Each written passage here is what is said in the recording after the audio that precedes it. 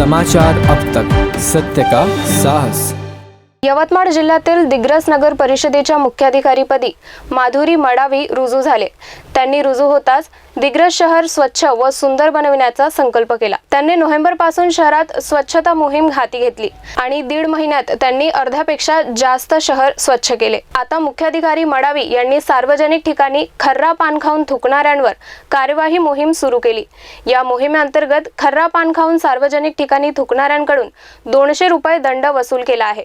Shankar talkies जवळ दोघांवर कार्यवाही करून दंड वसूल केला आहे। दिग्रस येथील मुख्याधिकारी माधुरी मडावी यांनी दिग्रस नगर परिषदेमध्ये रुजू होताच अवघ्या 2 महिन्यांतच दिग्रस शहरात अतिक्रमण व स्वच्छता यांवर काम करीत आहेत। परंतु पुसद येथील नगर परिषद मुख्याधिकारी वायकोस हे पुसद नगर परिषद येथे मुख्याधिकारीपदी अंदाजे मागील 4 ते 5 महिने रुजू झाले।